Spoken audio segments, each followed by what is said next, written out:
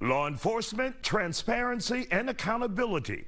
Welcome to The Factor Uncensored. Tonight, we start off the show talking about a critical topic that has taken the nation by storm: filming or videotaping police officers. From coast to coast, the power of raw and unfiltered recordings have sparked both controversy and change. But now there are rules that you should know about. Joining me to talk about the changes is attorney Charles Adams. Charles, we have this ruling out of Arizona where initially the state attempted to prohibit or limit people in their filming or videotaping of law enforcement officers. But a judge ruled. What did that judge say?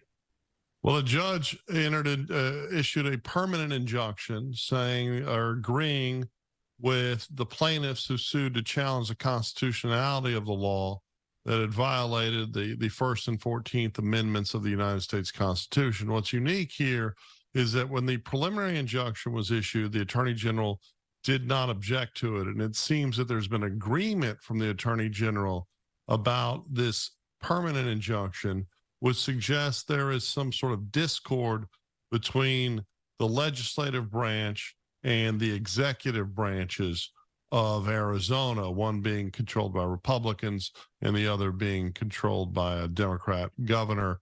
And it's an interesting turn of events, but I do agree with the permanent injunction. This was a law that stated it was a Class 3 misdemeanor. Of course, we would call that a Class A misdemeanor here in Texas, that says if given a verbal warning when officers are talking to a suspicious person, seeking to effect arrest, dealing with a disturbance, that after being given one verbal warning, if you continue to film an officer within 8 feet of that officer, you can be arrested with a Class 3 felony.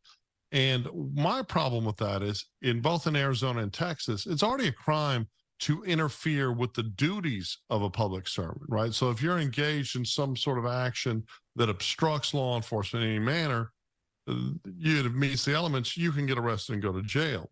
This is just specific to filming. Well, there's a number of scenarios where creating a record is important. And if someone is not interfering or not obstructing or not doing anything other than filming, it seems absurd to suggest that we as American citizens can't film our police. But there are a number of states where filming police officers was absolutely prohibited, period, which was also challenged in federal court.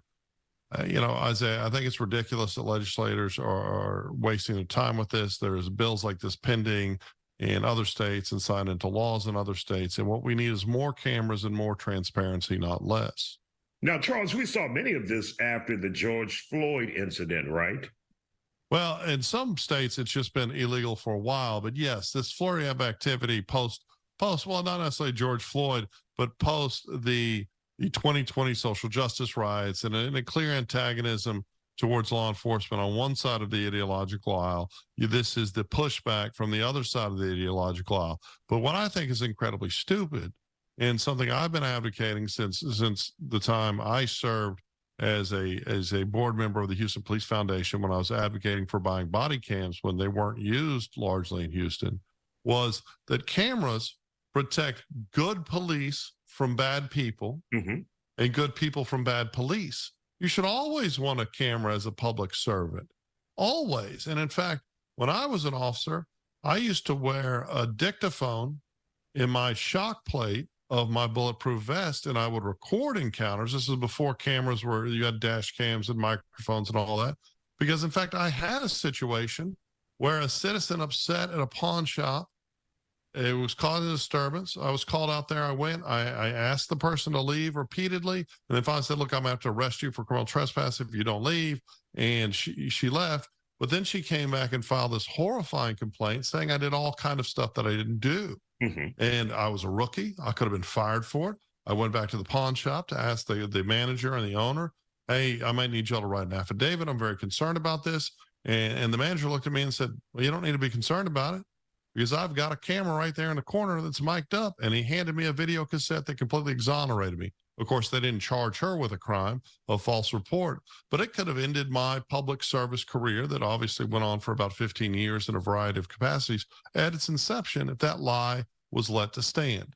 So any officer who's worried about being recorded is an officer that knows on some level, conscious or subconscious, that they're capable of doing bad things, because cameras for the police are a great thing. And Charles, what advice would you have for people who will be videotaping and filming the police?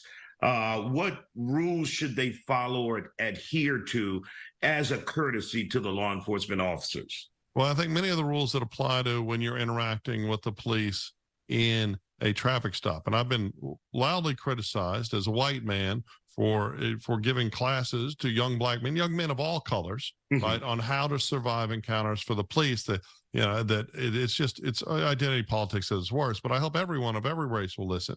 Look, never waive your constitutional rights. Never say, okay, search my car. And I've got a criminal case now where my client has been charged when the real bad person wasn't charged because they didn't agree to anyone looking at their phone. They didn't agree to make any statement, right? You need to lawyer up.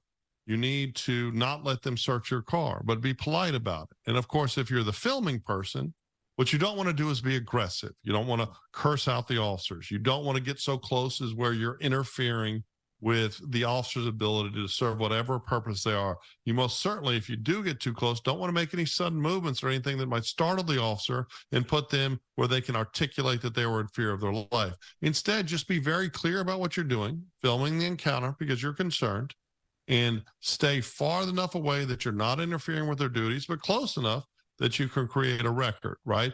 But I think all police officers should truly want the same thing, because I have seen far more videos as a criminal defense attorney from body cams and other places that make it clear that the defendant is guilty. Then I've seen videos where they make it clear that the officers are doing bad things. Now,